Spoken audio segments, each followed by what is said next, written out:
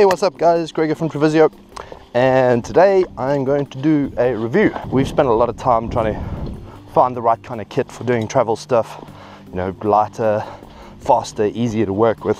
What a better setting right here in the bush in the Eastern Cape of South Africa at a really cool place, very special place, probably one of my favorite places in the world.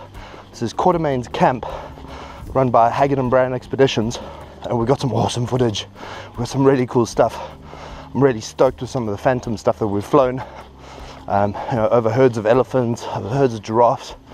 Hopefully in a couple of months we'll have the new video out for that. You can look at the old video, that's over here somewhere. Click on that and you can see the old video we did from about 4 years ago. So welcome to camp. So yeah, this is the main eating, dining area. Really fantastic. It's so wonderful here at night time. You guys make a fire and then you just push the coals over into the main fireplace, and so you cook all your meat. The nice thing about Quatermain's camp, it's fairly exclusive because there's only 6 beds, so there's only a maximum of 6 guests at any one time. We stayed the first night, we stayed in this tent. Hello. So these are the tents that you stay in. They're really nice. It's very Alan Quatermain kind of age of the English explorer, you know, that whole romantic era. That's what the whole camp's based around, and it's fantastic. It's got ensuite bathrooms, but you get that whole, I mean, you know, it's just, as a kid, sleeping in a tent at night was just the coolest thing. So you kind of get to relive a bit of that out there, which is really great. This is what we normally take with us on travel shoots. We got the Drone Packs Alpha, and we got the F-Stop Gear Tilopa BC. This one I've had for probably about, I don't know, about 2 years now, and it's absolutely fantastic. This one over here I've had for probably a couple of weeks, about 4 weeks or so. The guys sent it to me from the States just to test out, and I've tested it out on the shoot in South Africa, and I must say I'm really impressed with it. I'm really happy with it. We have made a couple of modifications which I'll show you later, but the great thing about this, if you take stuff out the front here, it does fit into approved cabin baggage, so don't let them tell you otherwise. It will fit into the smaller planes. If you take the stuff out the front here, it's wide enough that it will go in, you know, just with the drone in. The Tilopa, really great. First thing is I always carry my tripod.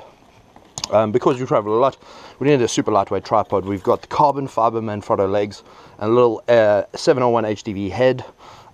Very great. It's, yeah, the bigger the tripod, the better the stability.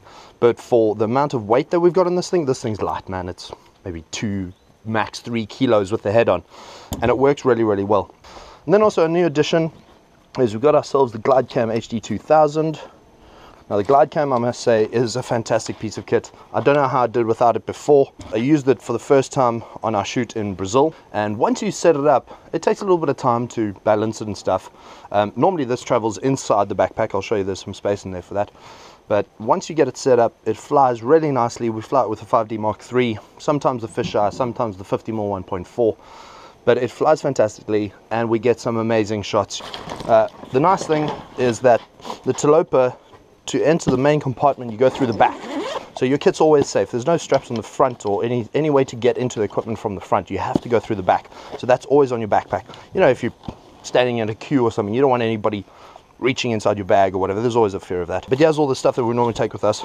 Always take 5D Mark III shooting, magic lantern. For this shoot we've shot pretty much everything in RAW. It's a little bit cumbersome, but the quality that you get out of it is absolutely amazing. And then, yeah, lenses. I've got 70 to 200 for nice, you know, for the long shots. What I found is I probably want to get an extender, because when we were shooting animals, I just couldn't get enough reach. So I probably want to get an extender or something so that I can zoom in a little bit closer. That would be nicer, you know, something a little bit longer. Then we got the nice little 50mm 1.4. This is the Sigma HSM. Really nice lens, especially for low light stuff. 1.4 is really useful. And then the little fisheye, 15mm 2.8. Really love this guy. I mean, especially if you're shooting rooms, tight little rooms, hotel rooms and stuff like that, you make them look a lot nicer and see a little bit more of what's going on in the room when you use this lens. Oh, and hard drive. So this lens generally sits in there, and underneath it, safely tucked away, is our G-Tech drive. We love these GDrive EV. These things are great. You can actually plug this into a bigger component, so it's just hot swappable. But yeah, we really love G-Tech. These drives are awesome. We always travel with these things. And then the other thing is you got this compartments up top here.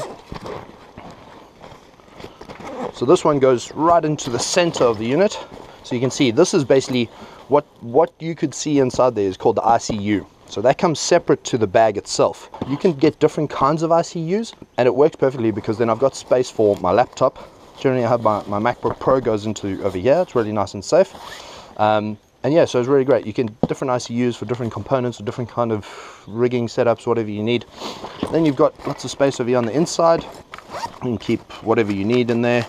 You know, stuff that needs to stay really nice and safe, GoPro case or whatever. Oh, this is one of my favorite little toys. It's a GoPro egg timer. So basically all I did was buy a little egg timer which has an hour on it, and it will rotate. And then I've stuck a GoPro sticky on the top there, so I can get circular time lapses. A really, really great little piece of kit. Gives you just something a little bit more dynamic, and it lets you know when it's done. Then on the front here, you've got another 2 compartments. And I think these, if I'm not mistaken, are waterproof. So, you know, wet clothing or whatever, swimming shorts, swimming trunks, they can go in there. Straps wise, this thing has got straps for everything. You can secure so many different compartments. I've got, generally what I do with all my bags, I don't use the waist straps. So what's really nice is I just clip them around the back, which is really nice and easy. Just take the waist strap and clip it around the back, and then it's out of your way. It's not hanging or anything like that. It's not knocking people in the back of the head when you're walking past them in the train or in the aeroplane. Oh, you've got space for a camel pack. So you have a camel pack can go out there, and your water supply or tube can come out here. I think the camel pack goes down the side over here in a little compartment. So yeah, that's the Tilopa BC. Really, really cool piece of kit. So happy with it. Yeah, really don't know how I did without it before. Absolutely awesome piece of kit. And then next we have the Drone Packs Alpha. So the guys from Drone Packs sent me this one. They saw some of our videos on YouTube, and they said, you know, they'd love for us to do a review. So we've thoroughly tested it out. I don't know if you can see, it's pretty dirty. You know, it's been thrown around, and we've tossed it in and out of cars and wherever. And so far, our equipment has lasted perfectly with it. So we're really, really happy with it. Same thing up here. You've got a whole bunch of pockets up front, lots of space for other little things, tripod legs, whatever you need to put on there. But there is literally pockets for everything. You've got tiny little spaces. So I know, you know, a lot of phantom flyers, you're going to have tons of little things. So there's tiny little zips there for SD cards, and you're not going to lose them. You know, tiny little places for whatever you might need. I know phantom flyers might have lots of tools and stuff on them, especially if you're one of those guys that loves to modify your craft. So loads of little pockets for it. There's a big pocket over here. Generally, I keep like chargers and all that kind of stuff in here, unless if I am traveling in the aeroplane, I tend to take everything out here so that you know, it's not too wide, and then it fits in the overhead baggage compartment really easy, and you don't get any flack. I mean, it is, if you take the stuff out, you can see from KLM, this is a approved cabin baggage. Now let's get into the main compartment. There we go. And the cool thing about this is you can actually, there is a double sort of zip section for this. So if you want, when I do travel, I zip this thing up completely, so there's like almost extra protection for it. It keeps it nice and stable and steady inside here, which is really, really good. Oh yeah, so here we go. It is nicely foam insulated. Perfect fitting for the Phantom 2. And if I'm not mistaken, this fits perfectly on the Phantom 1 and the Vision, and the Vision 2 Plus. It really is a nice piece of kit. We've had to modify ours slightly, and I'll show you why. So first of all, we've got our Phantom 2 here with GoPro 3 Plus and H3-3D gimbal, which I must say is absolutely fantastic. There is a little bit of a problem with the leg getting in every now and then. The left leg always gets in if you're banking to the right, and if there's quite a strong wind. But you know, if you're shooting 2.7K, you can easily crop that out. There's no problem. But yeah, really happy with this. We've just recently acquired a Lightbridge system from our friends over at Heli Guy. Very cool site. Check them out. Very cool shop. Really helpful guys there. So they've given us a Lightbridge setup to test out here in South Africa. And so far, I'm pretty impressed. I think there's still a lot of stuff that needs to be fixed and sorted out on it. But so far, really cool. The one thing that I must say is with the new setup, I was worried that I was going to add too many different pieces of kit. It was going to be too much stuff, because my previous kit, there was lots of little bits and bobs. I was shooting with AVL 58, which kept failing. It wasn't that great. I was using the Zeiss Cinemas goggles, and there was just lots of little wires and stuff, and it wasn't that great. With this kit, I've done a little bit of PT, and I've kind of stuck some stuck some stuff here and there to make it a little bit more simpler, and it is a lot simpler for me. So I'm really happy with the kit that we're flying with at the moment.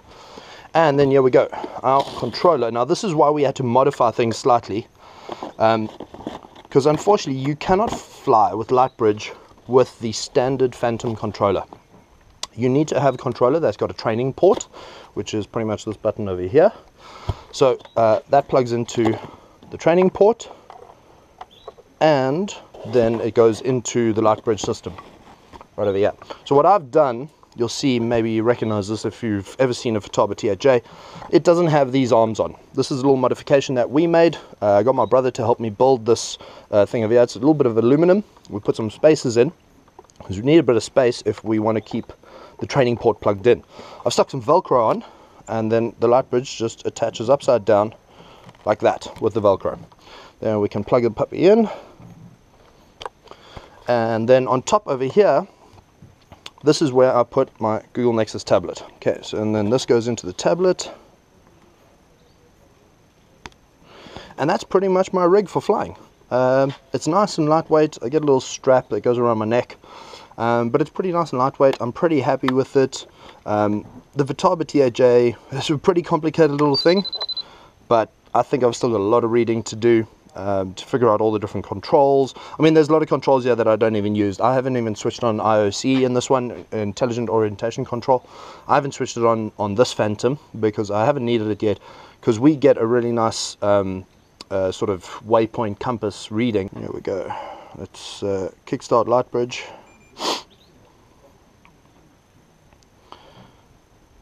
You see, that's what I'm talking about. We get a little sort of orientation controller there, so we can see which way we're facing. So I don't really need the intelligent orientation control just yet. Yeah, no, it does. I'll be honest with you, Lightbridge has failed me a couple times, this Lightbridge app. I don't know if it's because of the Google Nexus tablet or what, but it doesn't always work 100%. I don't get the best signal. Anything past 200 to 300 meters, it really starts dropping out quite a lot. So yeah, pretty stoked with this. We get a lot of telemetry out of it. We've got battery readings, the picture signal quality, the remote control quality. Now the picture signal quality does drop out quite a bit sometimes. It's got a satellite reading. We've got a whole bunch of telemetry down here at the bottom, your height and your distance and height per second, velocity per second. But what's really cool is this little dude over here. This tells us which way we're facing from our home position, which is really nice. You know, GPS mode or ADI mode. We've routed these two controllers over here. So this is going to change us to ADI, failsafe and GPS. And then this dude over here is for if you do start flying into, you know, home lock and course lock will be that one over there. So yeah, pretty much that's the kit. This is what we've been flying with lately. We've been getting some really cool stuff. I'm really stoked with everything. The kit seems to be coming together nicely. It seems to be flying pretty well. I think there's a lot of niggly little things you need to fix here and there, but as it is, you know, it is a new thing. We're all getting into this stuff. It's all pretty new to us, so we're all figuring it out as we go along. So I'd love any suggestions you guys might have. Stick them in the comments below. We'd love to hear what you think. You know, how can we make the kit better? You know, it's great, really cool community. I must say thanks so much for all the support we've got on the previous DJI video. Yeah man, and hopefully we'll keep making some more. And here's a couple shots from our shoot here in Africa. Thanks very much. Thanks for watching.